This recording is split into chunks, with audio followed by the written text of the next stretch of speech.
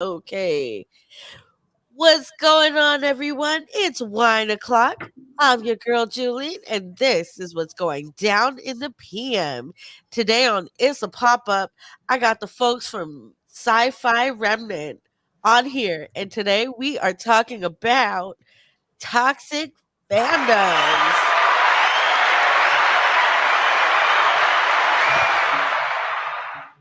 So let's do the introductions. We got Robert. Hello, everybody. Tell everybody about yourself. I'm one third of Science Fiction Remnant, and where we talk about the stories behind the sci-fi, and we have fun talking about it. He used to be one half, but he got discounted down to a third. And then your co-host, just jump in whenever you want to introduce yourself. You can go, Ray. Oh, come on! on! I'm that likes to jump. I'm quite literally the third wheel. You're Come on, Giancarlo, don't be shy. No, I'm not being shy. He's Nick Kupari. He's actually our new hot addition. Yeah, which we are actually really excited to have in though for season 2. So hell yes, that Go is ahead. really cool. Go ahead, Ray. I'm the recent addition to the crew. My name's Ray.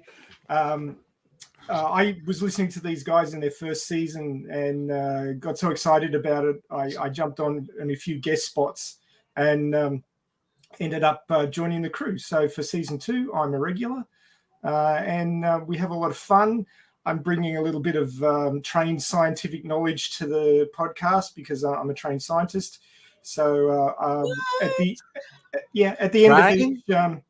end of each podcast, I do a bit about how that particular IP may have affected the way technology has been developing since it came out. So it's a lot of fun. Awesome.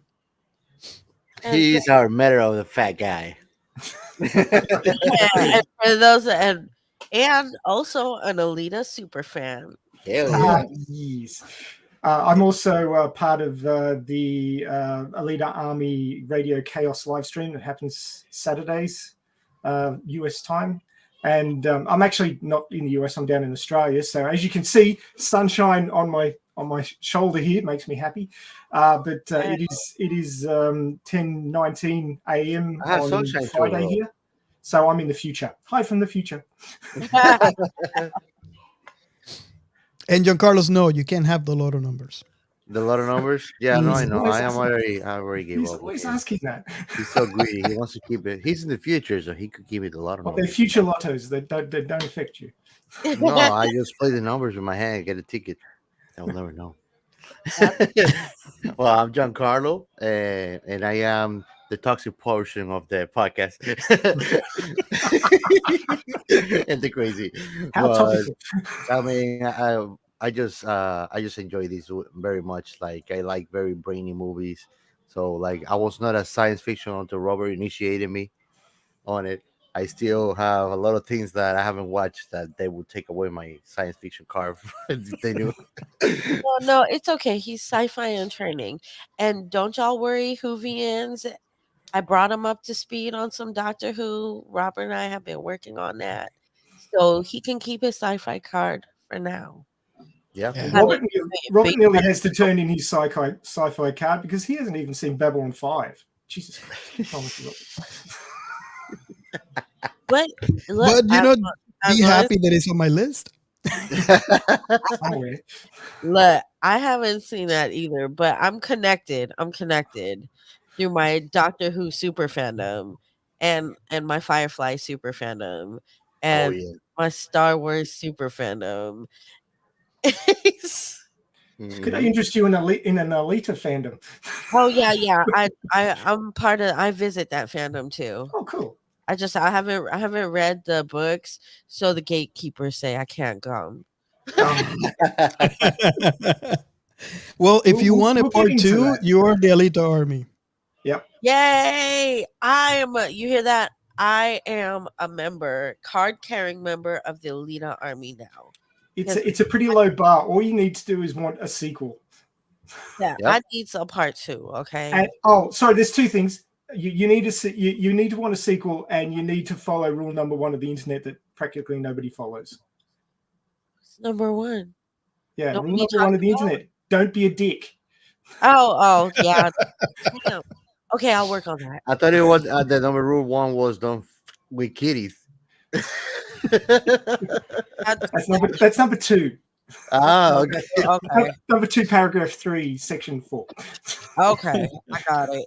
So I keep readjusting where I'm putting my light because Look, to be for Alita Army, it's just like accepting Christ. If you accept that you want a prequel, you are already Alita Army. okay, got it. All I have to do is believe. Yeah, accept that the Alita Army is going. The prequel is coming. I need Yep. it. I need it. I need that in my life. We need You're not the only illegal in one. our life. We Okay. need some Alita in our life. How's that? It was casting a weird shadow. It looked like it had a spot on my face, so I had to move the light. I actually thought that this topic was quite interesting because, you know, a lot of things that I was reading, because I did a little bit of reading about this beforehand, and they're always talking about toxic fandoms as if it's a fandom, it's toxic. This is the way it's written in the media, and I being part of the influencers in the Alita Army, I see the Alita Army as being the least toxic fandom I've ever seen, and which is why I'm part of it, because I really don't go in for toxicity. But if you need a counterpoint to toxic fandoms, which is obviously the topic today, the Alita Army is one of the nicest fandoms you'll ever see. Admittedly, we tend to take over Twitter threads, and they get a bit upset about that, but you know, we're not being toxic about it. I mean, you're not over there saying, "Oh, are you really an Alita fan? Did you watch this? Did you notice that?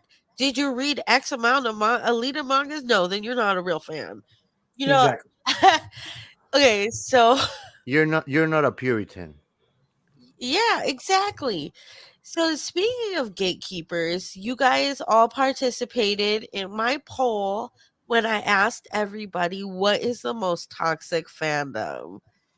Now, I did not post the results or talk about the results without peeking at the Twitter poll.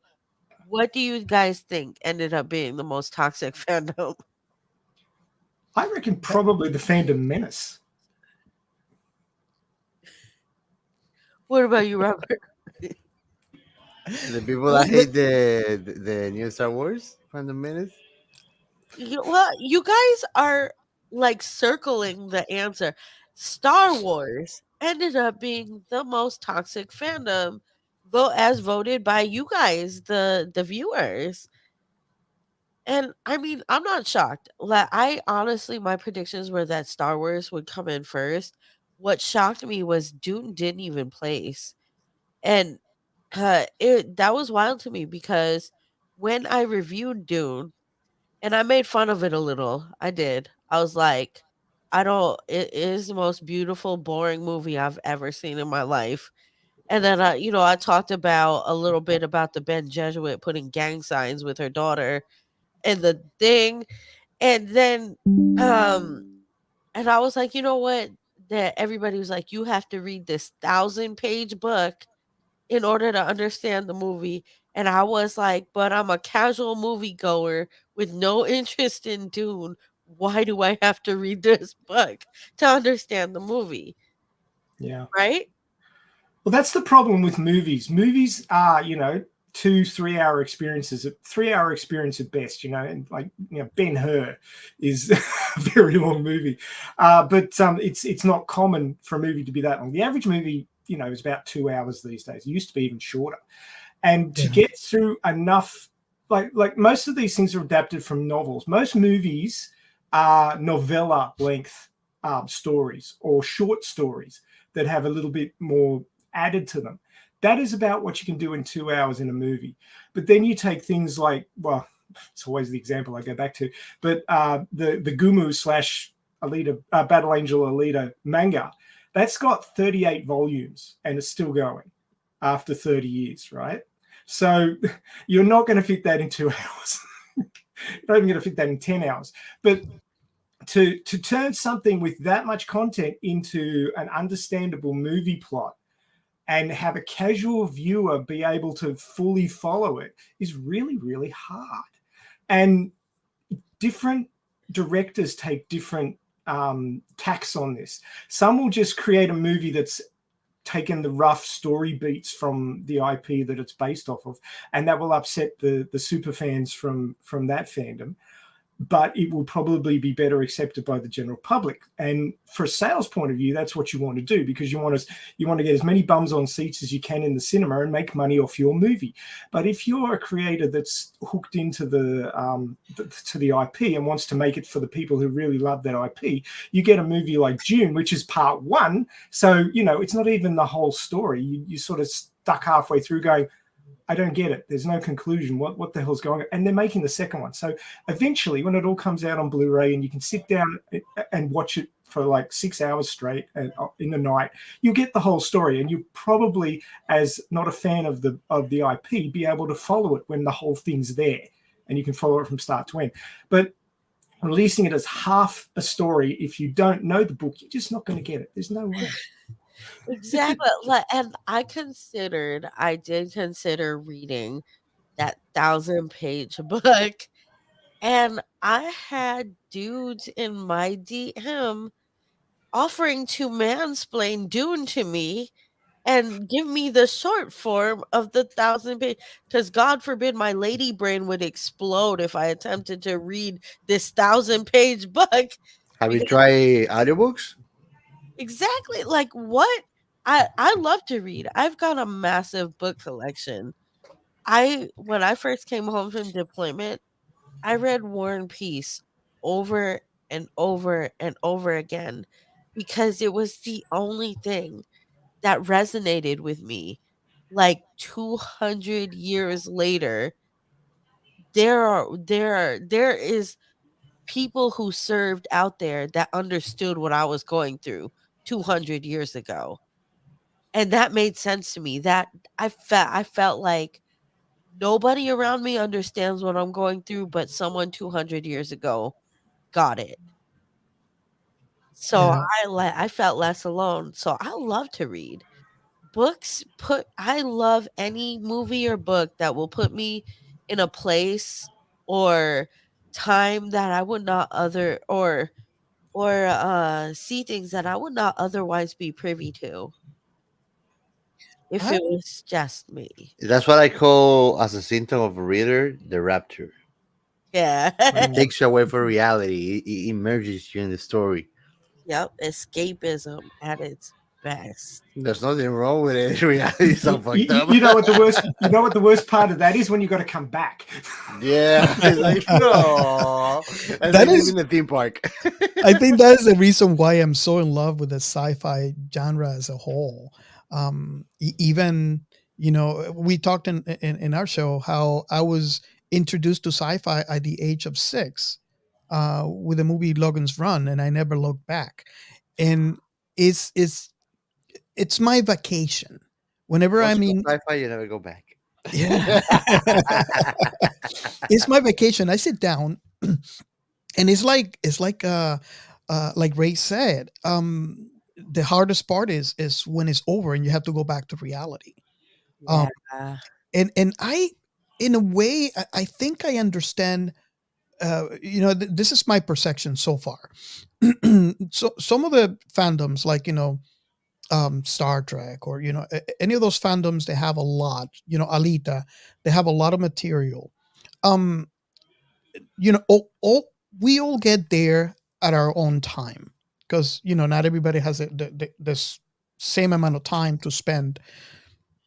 And the people that actually has consumed the most are so in into the story, into the property, into this IP, that they want to share it with everybody.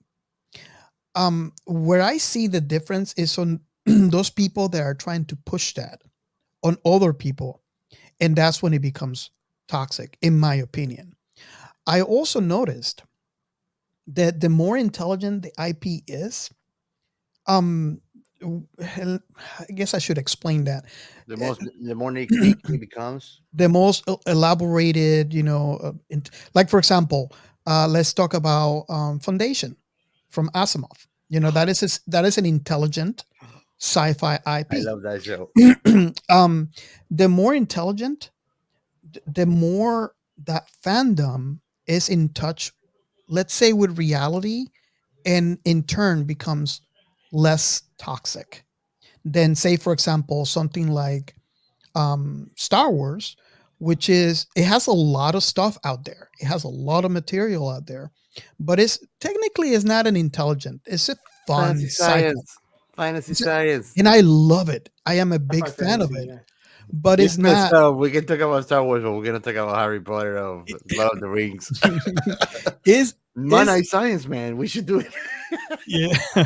Well, Harry Potter made it up there as a toxic fandom. Robert So did wanted to Lord of bullshit the himself Rings. to like steampunk, so we can put it.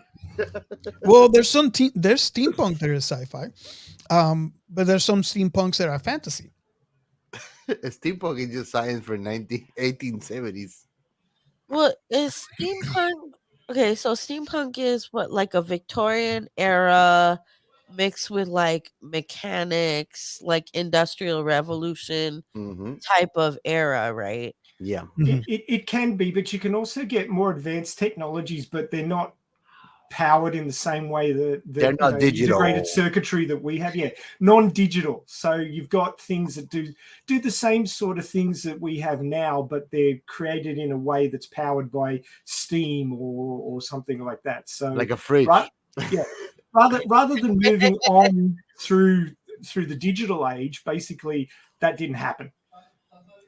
So you can have Okay. a But moderately high you have a robot, but instead of like like that. digital circuits, it has like gears and stuff like that. Gears and a steam engine or something Yeah. like that. That is really cool.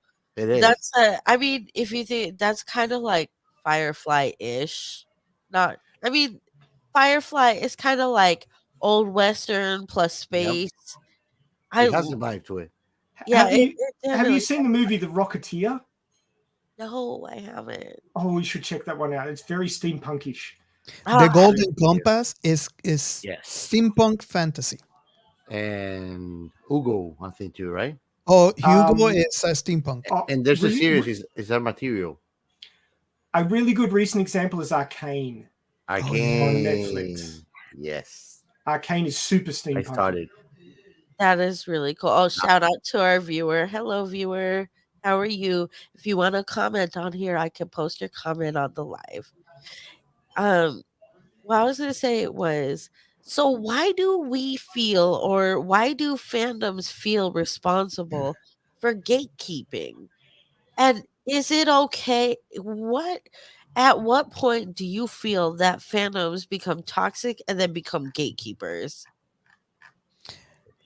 I think we had this talk before previously. Um, I I think our nature as humans, we hate change, and so we hate change in every aspect of our lives. And I think that this happens when we're in love with an IP. And Ray, go ahead and jump in whenever I'm done and see. I like to hear your opinion on this, but we as humans hate change, and this extends to everything, including our favorite IPs.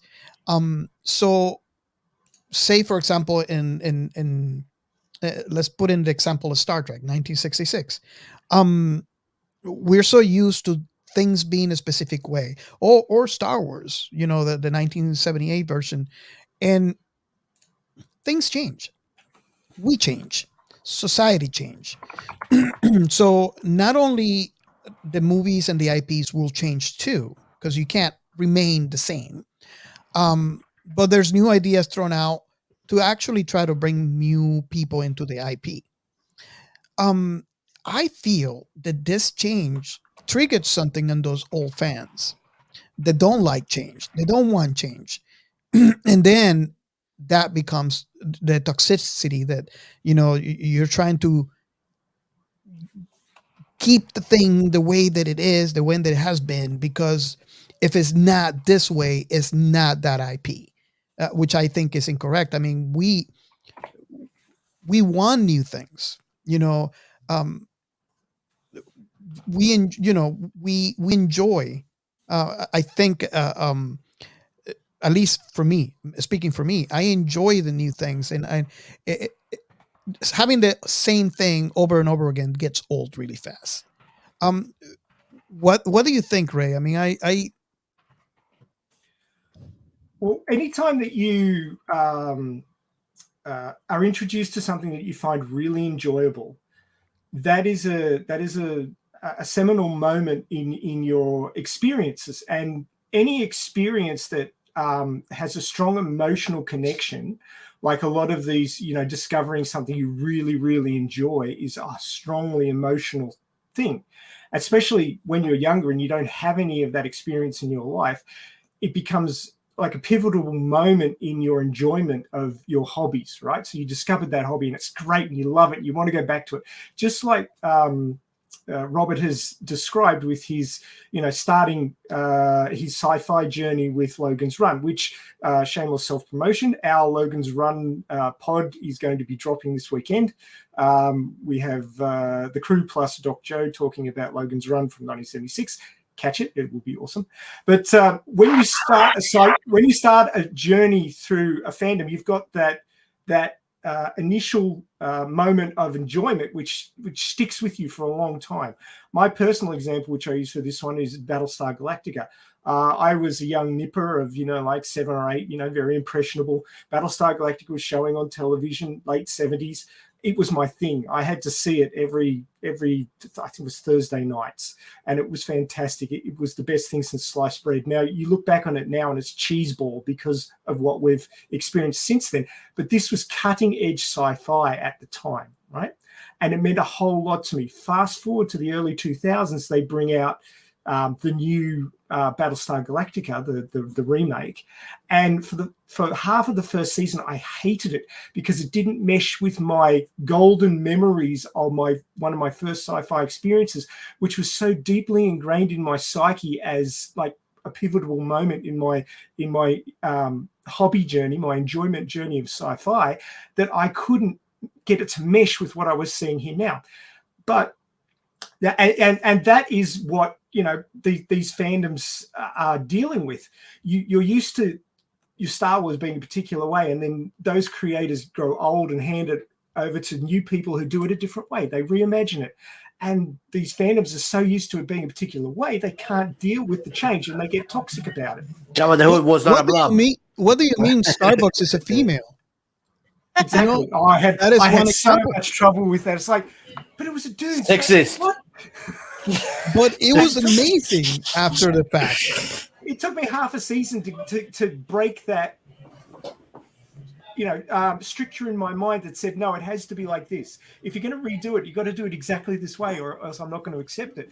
And once I said, okay, this is a reimagining. It's for a new generation. It's different. Just go with it and see if it's good. Give it its own space to breathe. And now people don't even want to watch the 80s. I'll tell you what, for me, I don't know. It varies from case to case, movie to movie, show to show. Like for example, I love Star Wars. Empire Strikes Back is my favorite Star Wars film. Hated The Last Jedi. Sorry. But I'm not over here saying you guys aren't Star Wars fans if you like this. I'm just like, look, that's your Star Wars. It's my Star Wars, and Jar Jar Binks sucks. He is. I don't care. He could be smarter, right? Yeah, Jar Jar Binks is annoying. Fight me, but Darth Binks, right? But I'm not over here like, oh, you like Jar Jar Binks? Ew. I'm taking your Star Wars card, and you can never speak of Star Wars again. No, but I do have like a small pet peeve with the Marvel movies and like the comic books. Like I love DC comics. Like I read the Batman comics. Harley Quinn is my favorite villain. Batman is my See, favorite. Robert, you gotta get into Batman. I'm trying to And tell you, I did try to do an engagement thing, and that was like some people participated, some people didn't. Shout out to everybody that participated in that. What bugs me is like in Black Widow, in the Marvel film Black Widow. One, I was so annoyed that that movie was so like the falling fighting scene really bothered me. I was like, how far up are they falling from? Jesus, why? And then the and and then I was intensely bothered by the fact that they made Taskmaster a female when in the comic book Taskmaster is a dude. And this was supposed to be female empowerment, and I was like, so you change a character that is a dude, he's a strong character, he mimics people, but you turned her into a female that is beholden to a Russian dude in the sky? What the heck? How is this feminist female or female empowering? This woman is a literal slave to her father. Anyway, that was that, but and in the comic book, that's not how it works. See, that sounds very similar to my original Battlestar Galactica Starbucks, a dude. Starbucks. New one, it's a girl. And it's like, A lot of people had that issue. It works in some situations, but not in others. It's okay And I mean, since she's a hoe, right? You say Starbucks. Well, Starbucks It was is. a main whore. He's a man whore, so Yeah, see, I just that when it strays from the the source material. It's what they call not staying canon, right? Yeah, when they don't stay in canon, it's cool as long as it makes sense for this. Unless it's Avatar: The Last Airbender movie, that's not cool. No, I get the feeling that they said there's not enough strong female characters in this movie. Let's turn one of the guys into a girl. That one, and Yeah, that it's was like the they end make of it. Alito. They make Alito the prequel. Oh yeah, man. and then it's like, oh, okay, so we're gonna give her like a post-mortem movie. She's been dead for like how many years before they finally gave us Black Widow? And then the whole thing was, oh, these are some kick-ass female assassins who are being controlled by a dude. Awesome. So it's like more power, other dude. Yeah, you know what would be really awesome? To take a badass comic book character, make him a female instead, but she is controlled by a dude. That's pyramid scheme right there. Right? Like, well, what you trying to say, Marvel? What the hell? It's like somebody came to Black Widow and they're like, however life for you, be your own boss. And every time Hey, you make something, GianCarlo. the guy gets. GianCarlo, your comment was strangely prophetic because actually the radio chaos topic for this week is: would Kashiro's masterpiece have been good if Alita was a dude? So that's actually what we're talking about. Well, then that would eliminate the creepy, every time she needs an upgrade, she has to go to daddy and ask for one. Yeah. Oh, That's very symbolic. you have no idea. In the manga, it's 10 times worse in the manga. Oh my god. You know what I mean? And then like she gets her actual body and she has to ask permission from daddy to get it installed. No, she actually was a brat, so she went and destroyed one that she has. She She was like, you don't want to give me the body? Watch me. Now you don't have a choice. Now you don't have a I'm gonna choice. trash this shit. Well, actually, there's a section. There's huge spoilers for the manga and possibly future movies, but there's a section where Alita gets copied, and there's 12 copies of her running around that Zalem's using as like foot soldiers, and one of them ends up transgendering and becomes a dude. So there is actually an Alita dude in the story. His name's Zex. He's number 6. And his name's Okay. Zex. But Okay. they don't have these clones. Don't have the armor she has.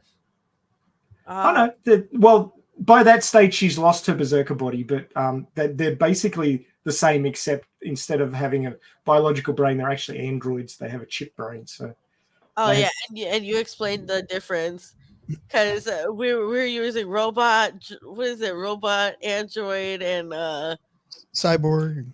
cyborg Yeah, interchangeably. 'Cause we didn't know the difference. We're just yeah, like, fair enough. I think she's a robot. I don't No, know. I think she's a so cyborg because she has a brain. yeah, so a cyborg has a at least a human brain, possibly more biological parts, but the human Original brain Hogan, is the the one. basis for a cyborg. So you can have a total replacement cyborg, which is everything but the brain has been replaced, and that's what a leader is. Then if you have this, you can have the same exact shell, the body. But if the brain is a chip rather than a human biological brain, then they're an android. A robot tends to be something that's human shaped, but it doesn't function quite the Doesn't same have as a human. organic parts. Yeah, Yeah. but well, And no, Julene, I had to let you know, in our crew, we have a Uh, cyborg. oh, really? yeah, Oh, cool. Okay. I'm a cyborg. It's a little bit hard to show you, but I have an implant here for measuring He blood is sugar. showing skin again. Oh, cool. But you know, anybody who has like a pacemaker or an artificial leg or any of those sorts of things, anything that is added to the body or replaces part of the body makes you a cyborg. So But Shout out to all You and this. Robert are cyborgs. So you have artificial eyes. Yeah, but almost, that's not almost, but installed. not quite. Yeah, Not installed. I got yeah. side 40/40, but a low IQ. Right. So we talked about Alita. That's not toxic. What? Okay. And everybody voted that the Star Wars fandom is the most toxic fandom. Why do you think that why do you feel like people might perceive Star Wars as the most toxic fandom besides the bias, besides of the first experience bias?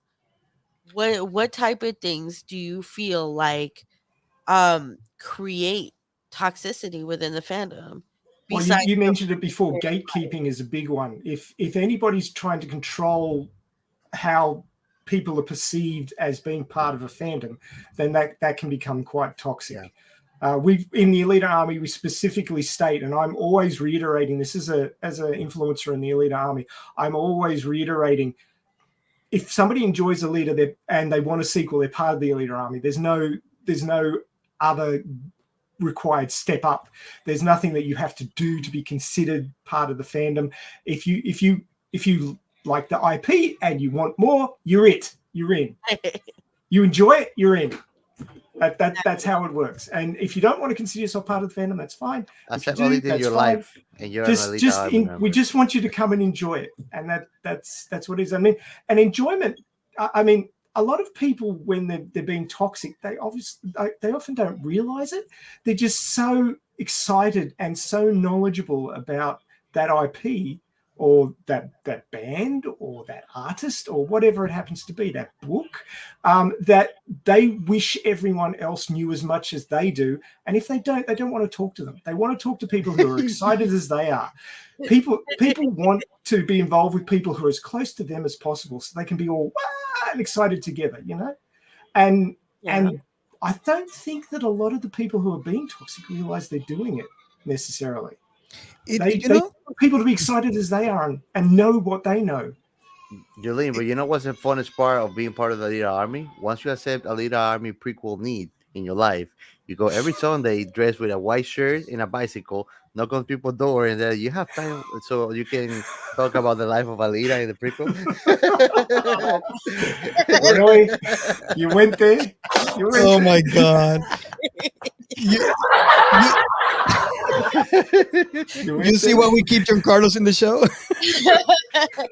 But well, GianCarlo, I haven't really heard like a whole bunch from you. I noticed you're wearing a Star Wars T-shirt, so Oh, I want to know which movie is your Star Wars? Oh, from all the Star Wars, which is my favorite? The Phantom Menace.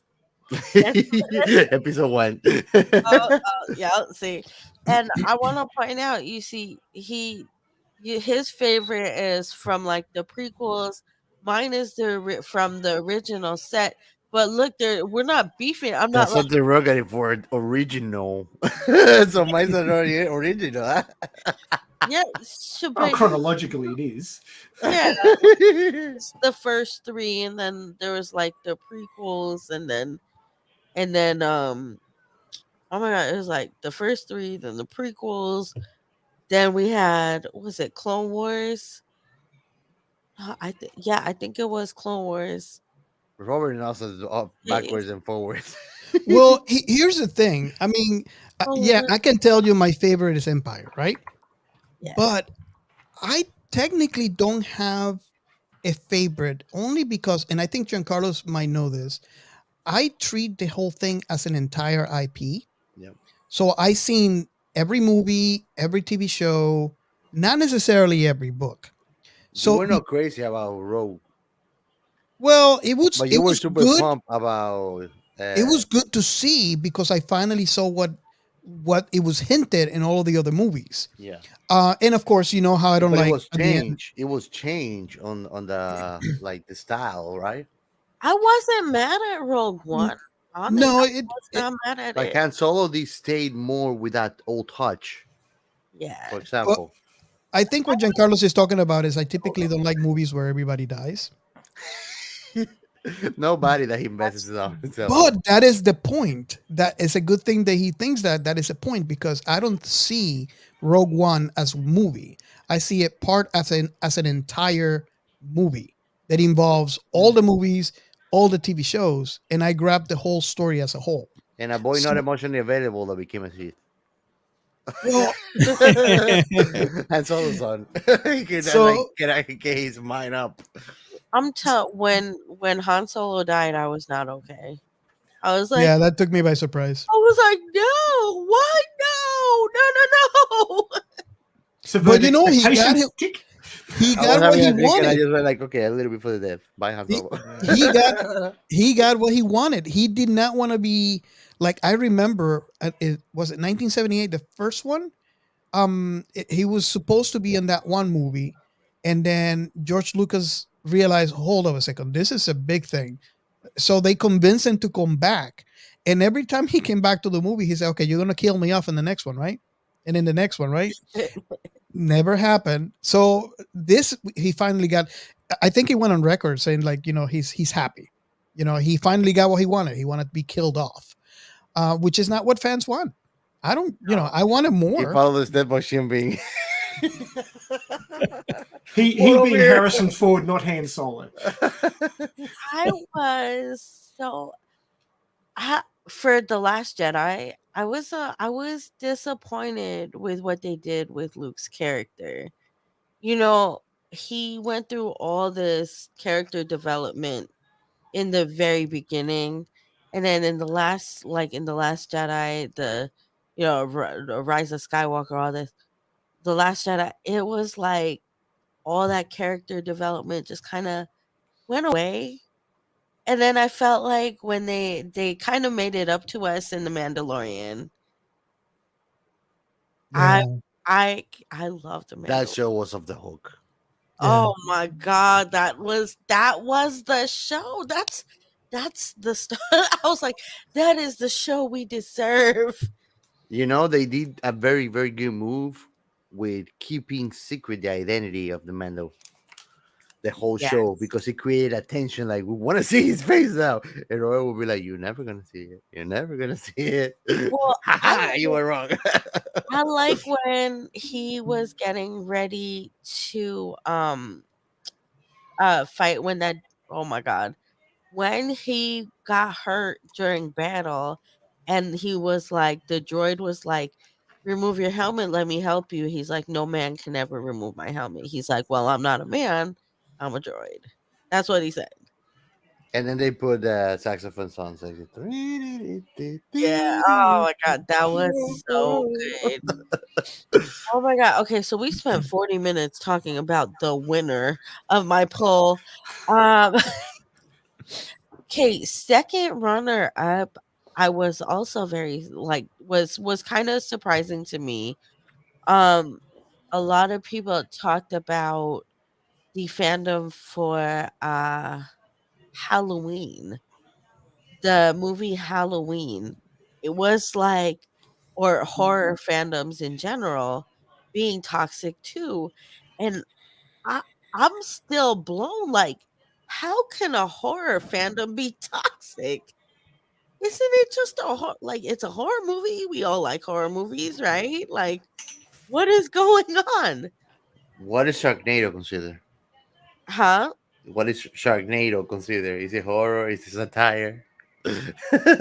Short Sharknado is it's something. It's He something. has a It's something. fandom. It's He something. has a It's, fandom. it's I know. I know. Yeah, oh my god. how many You people does know, it take to make a fandom? That's a good question. yeah, I mean, Well, the old scriptures of fandom says that wherever few congregate to love what they like, it's a fandom. okay, so when that one or two gather to love the thing, then it's a fandom. So it only takes one or two. Okay, that's okay. It But starts like that. yeah, I just want to know how a horror fandom can be toxic. That's what I want to know. How does one gatekeep a movie? Like I'm it's going so to touchy redirect my enough they want answer. to kill So, the actors in the movie, like so. Well, I mean, any movie that has strong emotional content, which horror obviously does, can divide people's opinions. And if there's a division of opinion and people get head up about it, then that starts to become toxic because people are pushing their opinion on other people and saying, no, you're wrong. Arguments occur online because that's what online's for, apparently. And Mama jokes go too far. if there's tension and people butting heads and getting upset and going away from what it is they like because other people are making them feel miserable, or they're feeling miserable over what other people are saying, and negative words are spoken and all that sort of stuff, then it starts to become toxic.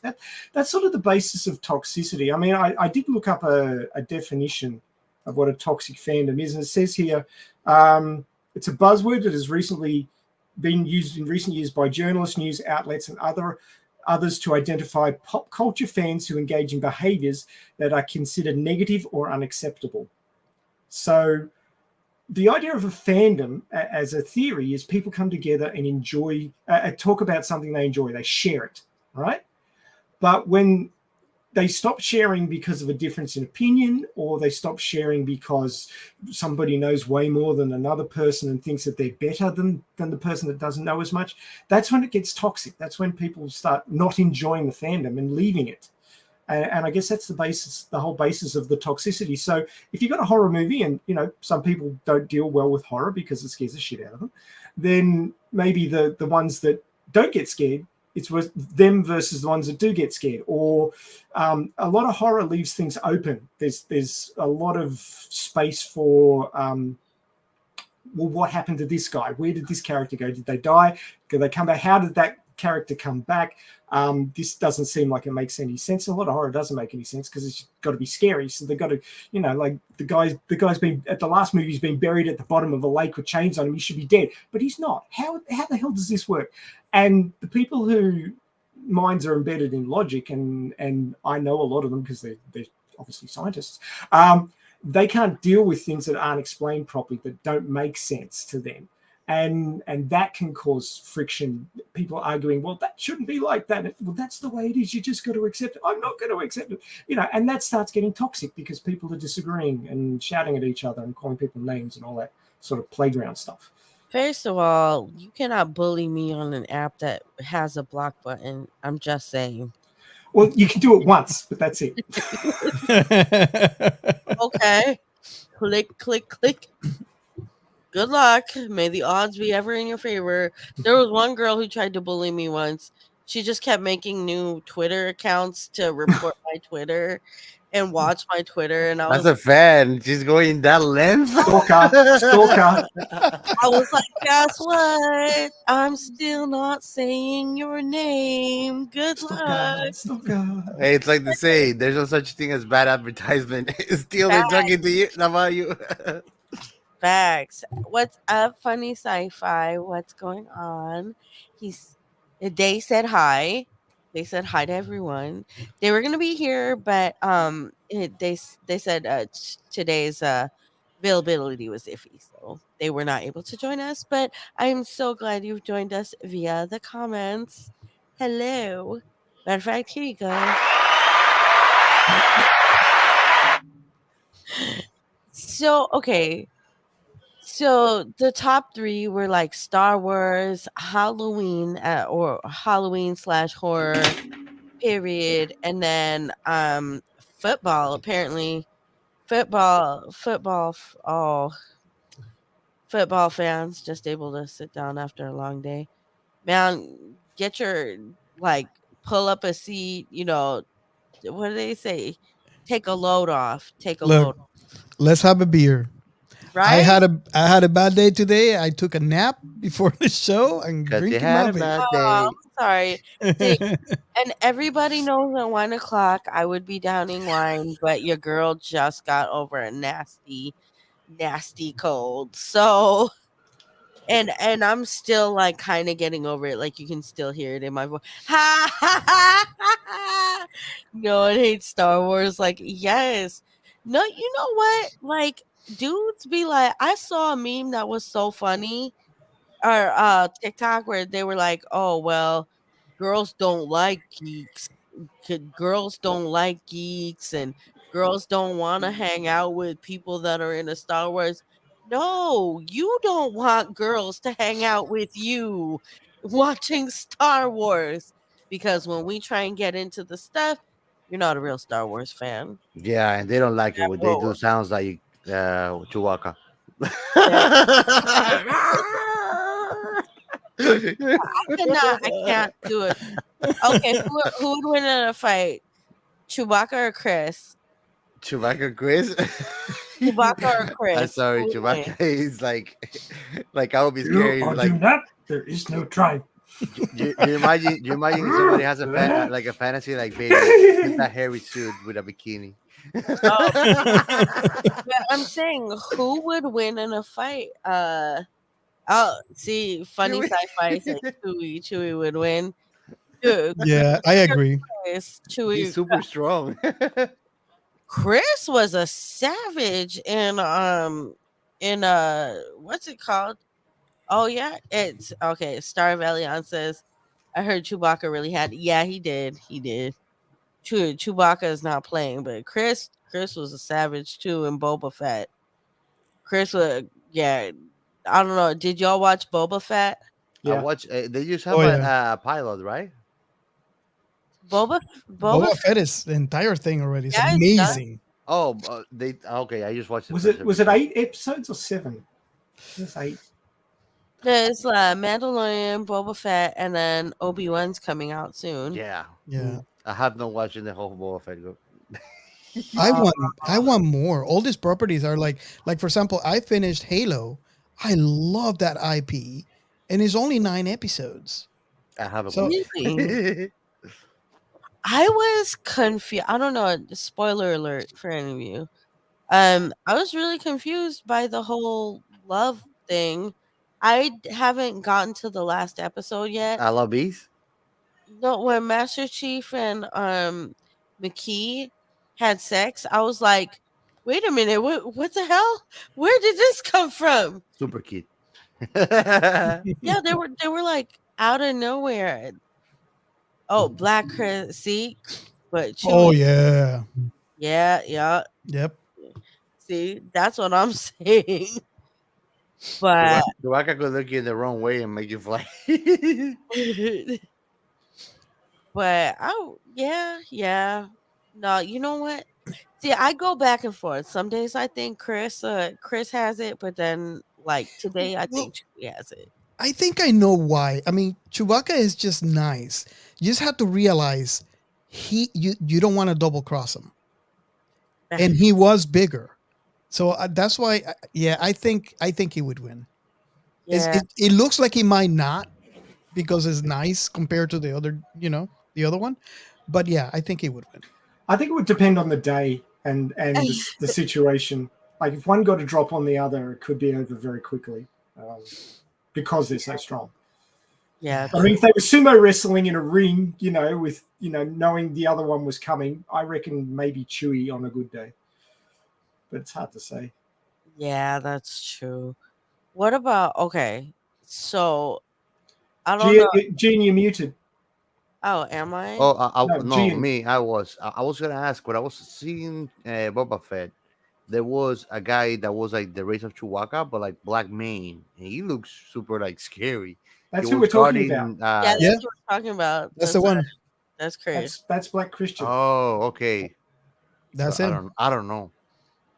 I Look, I still say Chewy, but I don't Chewie know. looks Yeah. like a big dangerous cute puppy, He's bigger though. and he likes petting. Oh, Chewie is bigger, but he's so cuddly. That's like thinking a golden retriever can take on a wolf. I don't You know. know, but Chewie's been riding with Solo for a minute, so he's got those combat skills. Not to mention, Solo strikes more like a lucky bastard than a very good skill combat guy, no, right? my hot take on the Star Wars is Han Solo is the shittiest friend. Because Chewie is supposedly like his best friend, right? He left Chewie with Yep. the Ewoks and is like, good luck. May the odds be ever in your favor. They get separate. He doesn't even look for him. He's getting ready to leave Chewie.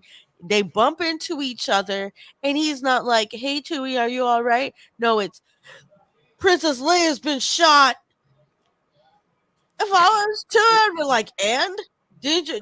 Maybe She you was should like, which was, go I don't give a shit. I'll ask your new friends for help, you bastard. About to leave me here with these tiny furry cannibals.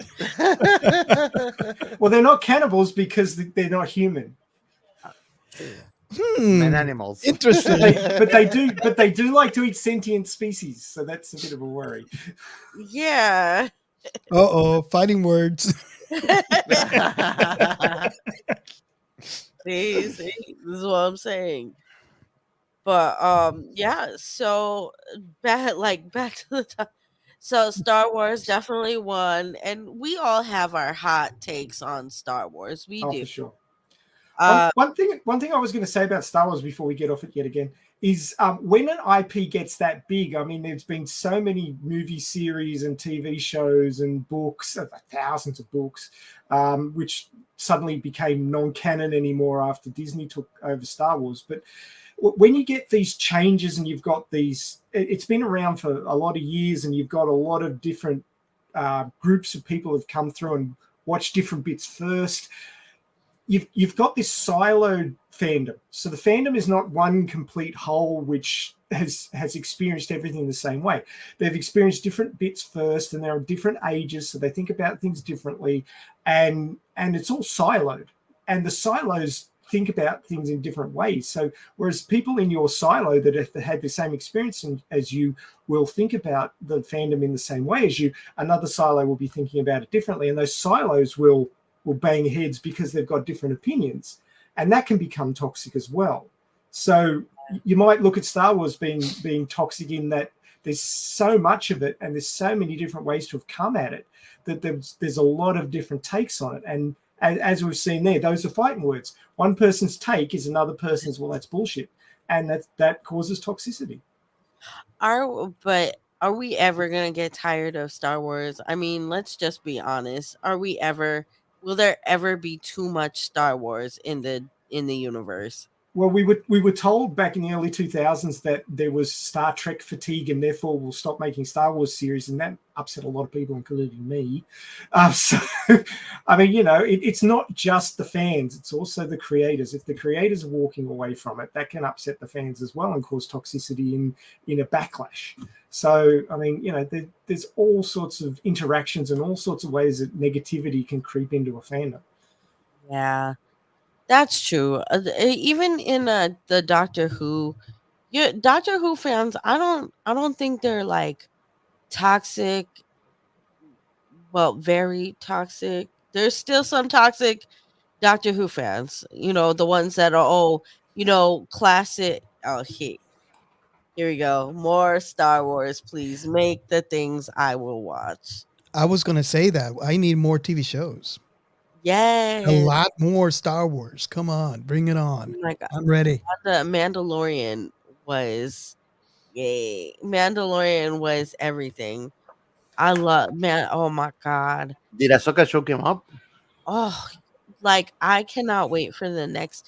And Boba Fett, I would tell you, I enjoyed Boba Fett, but I was like, he was barely ever in it. Like it was the current day Boba Fett was barely in it.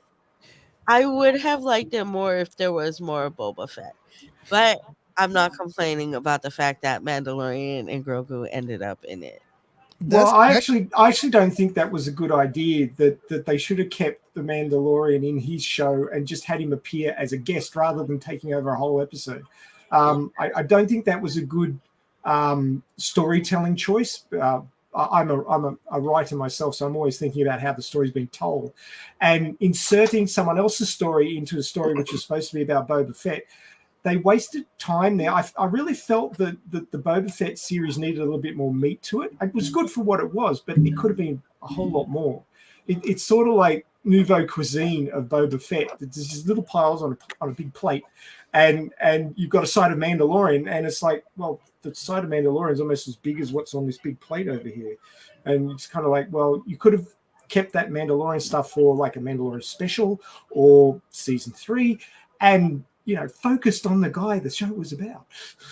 Deep down, you're just a Puritan, aren't you? Oh, No. I'm toxic. I'm toxic as hell. Hey, kudos for recognizing it. Most people don't. I am too.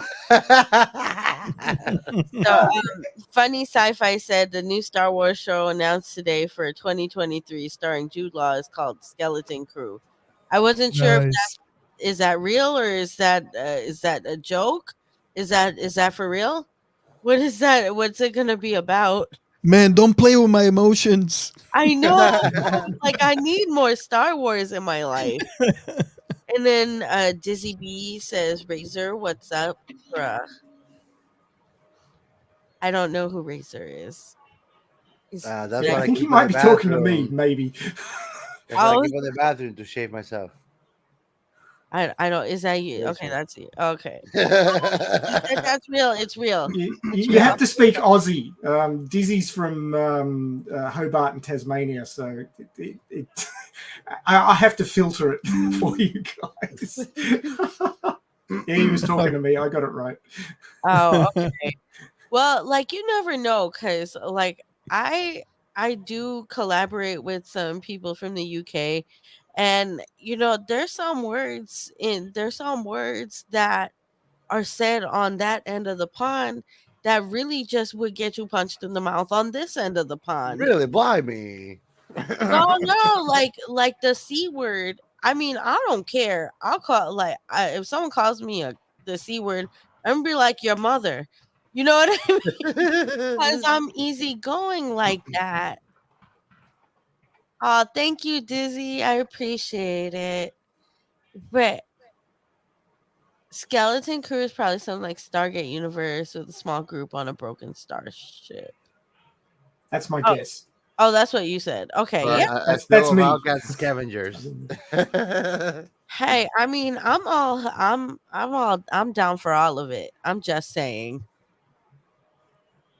Look, Star Wars is such a huge IP now that you could tell Right. any sort of story, romance, escapism, Poseidon adventure typey things, or you can tell just about any story in the Star Wars universe now. It's so well fleshed out.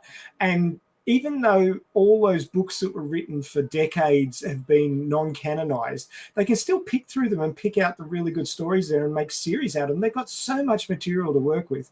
They've just got no excuses not to make more shows. Exactly. I'm we like, we we need an I Love Bees styled version of Star Wars. The Last Days of Aldrin. So Hmm. kind of a creepy radio novel about a Jedi stalking everybody. No, just basically, it's just basically, the stories behind the people. It The wouldn't last take, the last sunset on And Aldrin. in first person was Anakin stalking everybody before they kills it him. wouldn't take much for a Jedi to stalk someone, though. I'm just saying, like, it really wouldn't take much. Because even they're after, like hippies in Nirvana, right? no, I'm saying, even after a Jedi passes on, they can just reappear anywhere. Apparently, that's not all of That- them. Apparently, you have to learn the skill before you die to be able to do that. But you had to die to use it. That's right.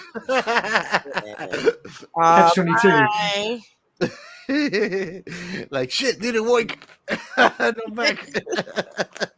See, I couldn't be a Jedi because I'd pop up and be like, "Son, who's this hoe you got in my house? Why do you have this person in my home? Get her out of here! No, no. Where's your homework? Why isn't your homework done? You No, gotta no. say like, the force is crusty with this one. Yeah, the force, Force is crusty. the force is telling me you're failing physics, David. You're failing physics. What's up with that? I could see them doing an anime called Dead Jedi Voyeurism Club.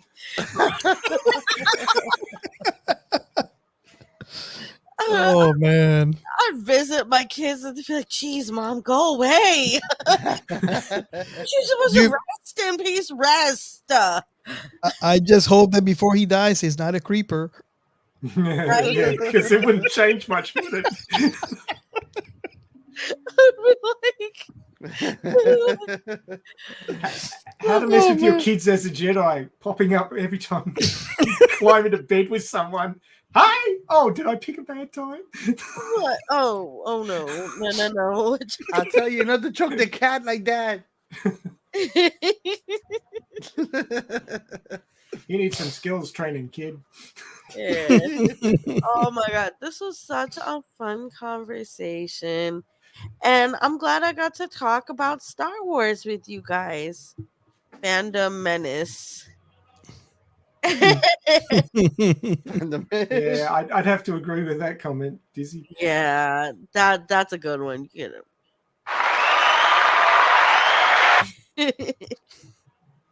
Are they the fans of the Fandom Menace?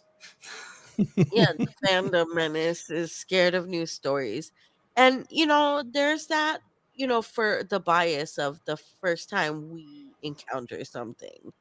So I guess the moral of the show is don't be a dick. We Hmm. all like the same Star Wars. It might be different. Yes, thank you. We all serve the same fandom with Funny, different laugh. faces. Laugh. Yeah. Just like, the rule, follow the rules. Don't be a dick. If I like Star Wars, but you like episode 1, GianCarlo's. I like all of them. Yeah. No, You should see John Carlos do a Jar Jar Binks cosplay. He looks excellent. okay. No, this is hard to see. Do we have a video? We should get No, one. we don't, but I'm gonna have to do one now. You're gonna have to post it on your Twitter. Now I gotta get this video. You gotta send me the video, and I will have it up on all my social medias. I want to and grab 2 of my granny's bras and use them as ears. Okay. No, it's okay. I cosplayed as Ahsoka Tano with pants on my head. I just took leggings and stuffed them, and I was like, Nice. Nice. "Yes, thank you." I can do a cardboard Mandalorian myself. That's a dizzyism, all right. Like I am Put the a bucket Mandalorian on from the your ghetto. Yeah, put a We bucket only on have your head. You could be a stormtrooper. You probably have better. no, because then I'm gonna miss all the punchlines.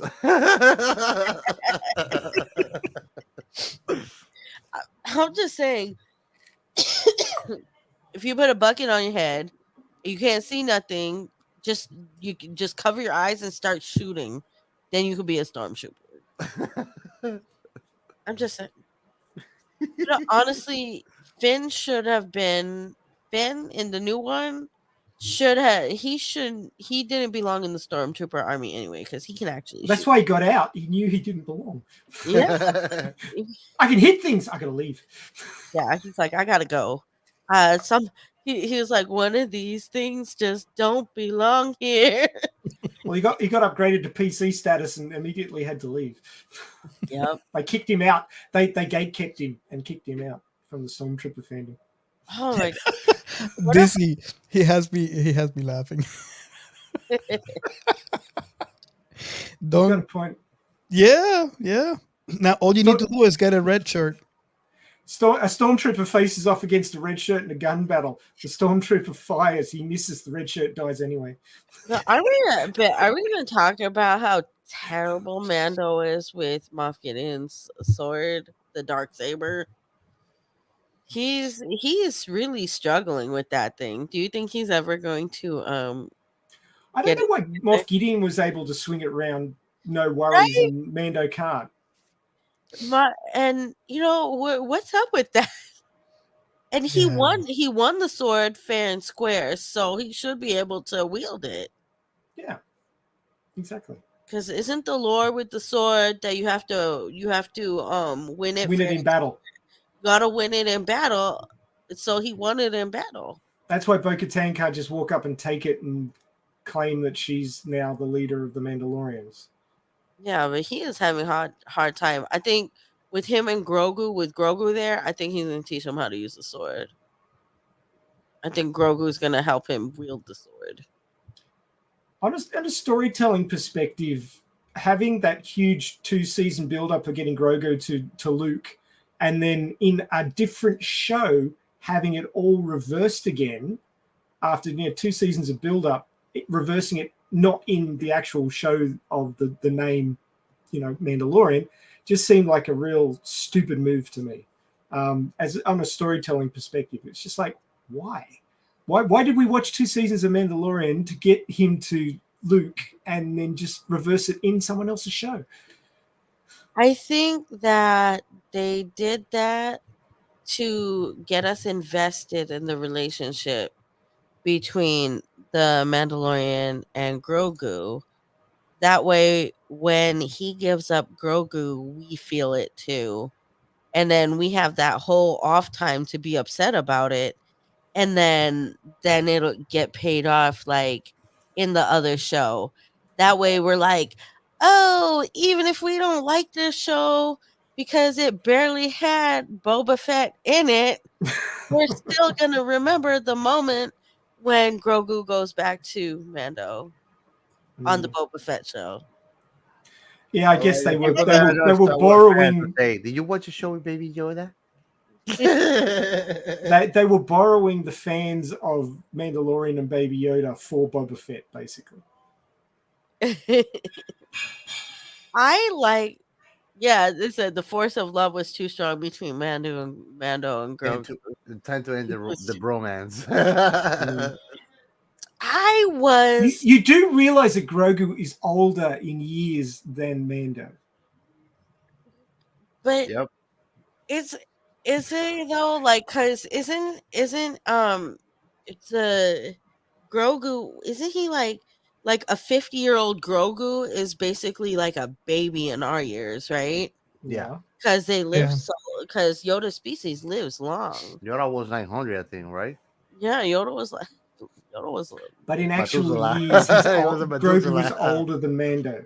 yeah, and He actually, has more life experience than. I mean that's subjective because Grogu spent all his time in the temple. He's an old baby. Yeah, it was a bit of FedEx, wasn't it? Yeah, he was like, "Here you go. Here's my card. See you later." They should Goodbye. they should have used UPS instead. It would have been better. I was expecting some fragile stickers, but they didn't bother. I was I was glad to see them together. I didn't like how he was like, "Here's the Beskar. But you could choose the Beskar chainmail or you can choose the thing." I mean, if that's where he's supposed to be that he should have been able to get the lightsaber and the Beskar and been like, see ya. But it's the same in any game. You get a quest and you get options. You can't have both. So, Why not? I'm just following the paradigm. Get you someone that could do both. Be both. I'm every woman. Say more XP wielding swords. Yeah, Grogu's actually a higher level than Mando. Right? But again, Grogu developmental wise is still a baby compared to like where Mando is mentally. Oh, come on. Grogu's got PTSD. He's already been there. Mando is just fulfilling his need to be a mother. Can we talk about how in Mandalorian series they really tried to cancel Grogu for eating the frog lady's eggs? Or like cancel Grogu, cancel That's baby. child abuse. It was insane when I heard that for the first time. What? Wait. No. So you want to cancel a fictional character for eating another fictional character's eggs? Am I getting this correct? Well, they want to do that while they're eating a double bacon cheeseburger. If the biology in the Star Wars universe follows the same biology on Earth, which, I mean, we have no experience of any other biology but our own on planet Earth. So all of this is made up, but a lot of it is sort of taken, like Frog Lady. That's a reference to Earth amphibians, right? So they're saying the biology of this amphibian-like race in Star Wars is similar to frogs on Earth. Okay, so what humans don't understand, because we like have one or two babies, twins or something. Twins is pretty rare. More than that is super rare. What a lot of people who don't study biology don't understand, and I'm a biologist, so please listen for 5 seconds. There's a lot of waste in reproduction in the animal world, right? You have mass spawnings of fish and mass spawnings of corals. You have mass spawnings of amphibians. They put out a lot of eggs and a lot of sperm and hope they get together, and a lot of them will, and then a lot of that gets eaten before it grows to maturity. If you think about something like sea turtle eggs, the turtles that come up on the beach and lay the eggs, bury them, and then swim away again and never do another thing for their babies, 0.5% of those eggs that are laid on the beach make it to adulthood. 0.5%.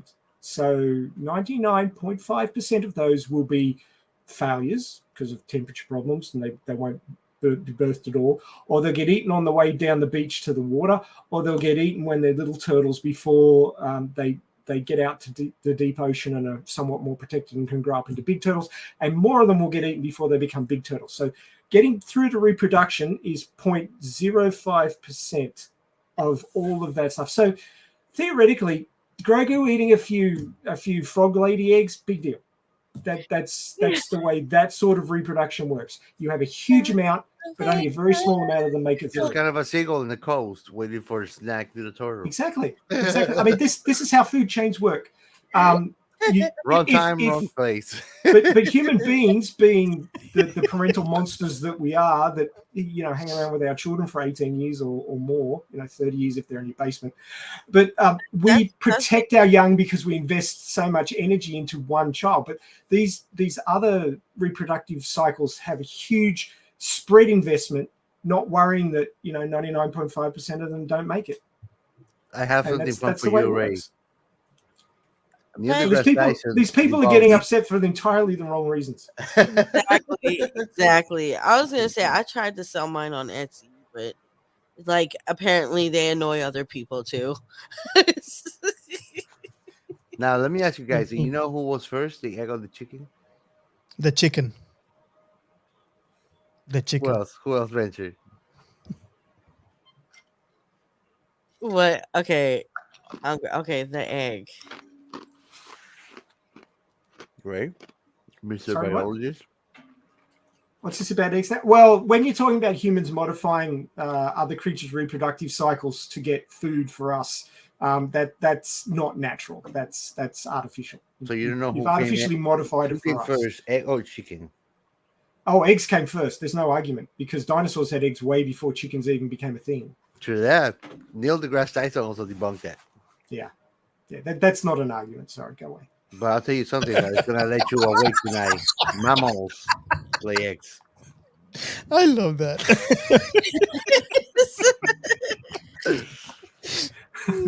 I cannot. I'll tell you what, this is the comment of the day. That one. Mammals lay eggs.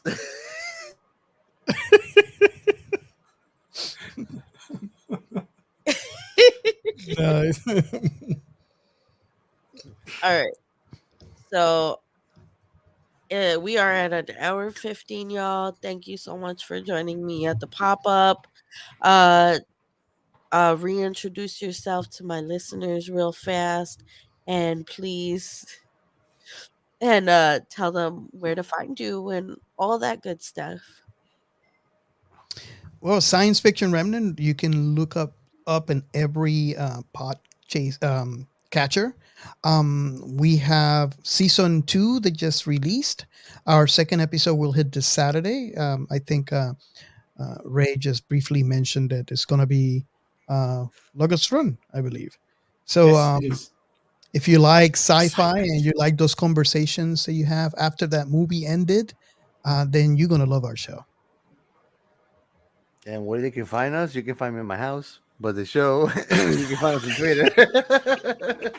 Where there is booze and bud. That's where And beer. And whiskey. Doesn't it come And under water. booze? Guys. And a sword. Dude. And you can find me in the Southern Hemisphere. Yeah. Try to get Sci-Fi Remnant, the Elite Army Radio Chaos live stream on Saturdays. Google, YouTube search hashtag Elite Army and go to the official Elite Army channel, and you'll find the live streams there, recordings of previous ones, and live every Saturday Eastern. And don't miss this next one because we're gonna talk about a little. Yes. Exactly right. All right, y'all. I just want to thank you so much for joining us. Look, if you guys tune in and share the mess out of this, if this gets good traction, I will do a part 2 with these same guys. Hopefully, if the availability allows, I will make it work.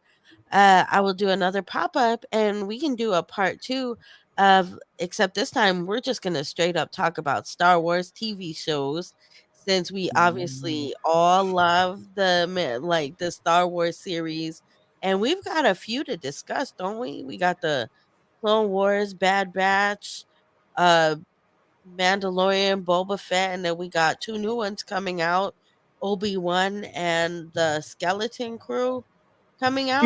What about Ahsoka? Oh yeah, Yeah. that one. Dizzy B said, "Make it a trilogy." Damn right. So share the mess out of this. Let's get this show. It'll also be available on the audio platform. So let's get this up, and we can make this a trilogy. So Dr. Fandom is the first one. The second one's gonna be the Fandom of Venice.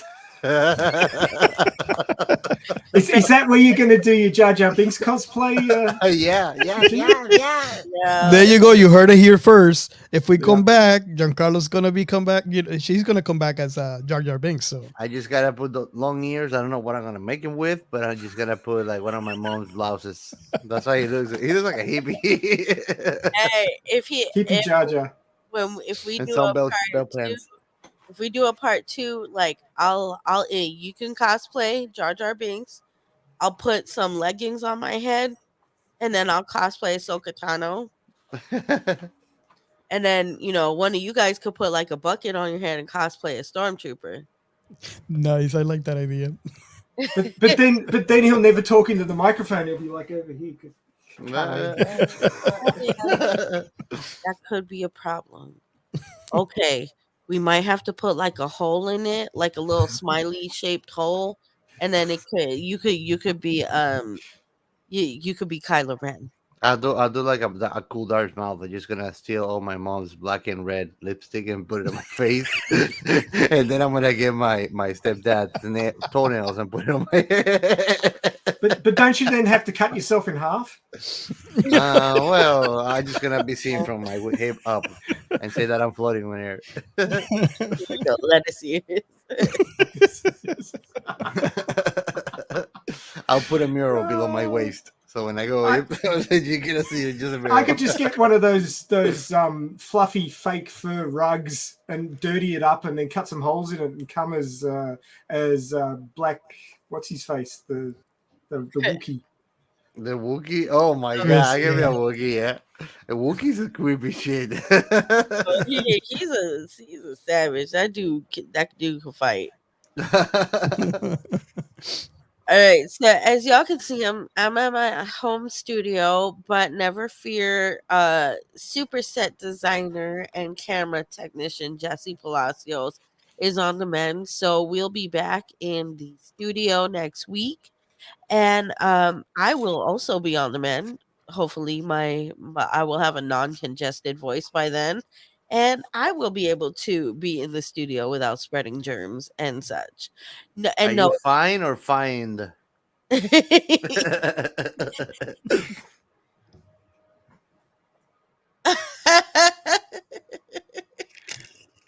Does he keep your fantasies to yourself? He wants you to dress up like Bloody slave. Tasmanians, Jesus! See, I couldn't. I read. I heard on Best Film Ever Pod and on online that Leia she did not. Oh, the actress what was not happy about her. Bad, Dizzy. Bad. He's on fire today, or he I will be after I know. throw the petrol on him. But yeah, she was not happy about her costume in that scene. It was very uncomfortable and she could barely move. It was very uncomfortable only for her, probably.